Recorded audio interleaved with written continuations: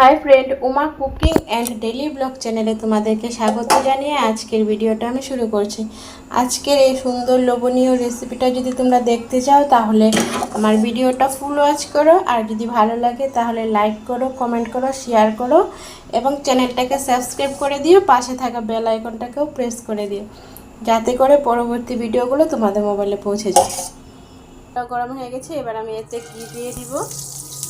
ঘি দিয়ে দিয়েছি।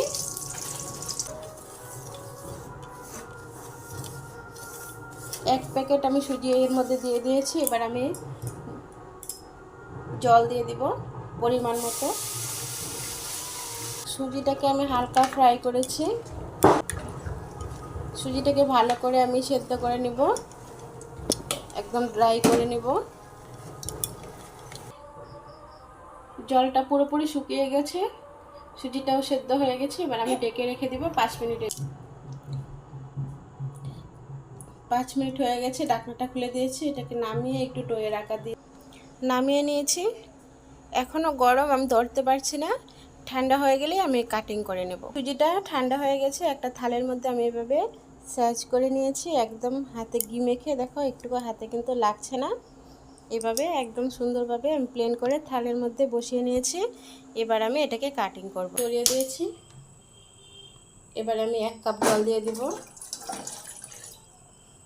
1 কাপ চিনি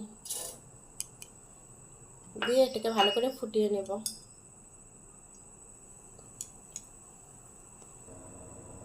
আর এদিকে আমার মিষ্টিগুলো কাটা হয়ে গেছে, সাইডগুলো আমি রেখে দিয়ে, এটা গরম হয়ে গেছে, আমি তেল দিয়ে দিব।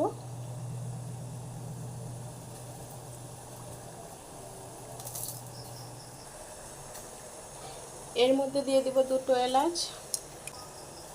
চেক করার জন্য আমি একটা দিয়ে দিচ্ছি। তেলটা গরম হয়ে গেছে, আমি সবগুলো দিয়ে দিব। আর হিটটাকে কিন্তু আমি লো ফ্লেমে রেখেছি।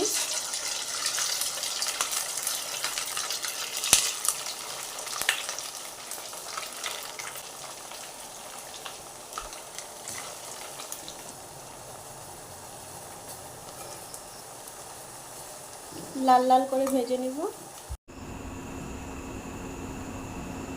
ভাজা মিষ্টিগুলো তৈরি হয়ে গেছে, এবার আমি শিরায় দিয়ে দিব। মিষ্টিগুলো আমি শিরার মধ্যে দিয়ে দিয়েছি।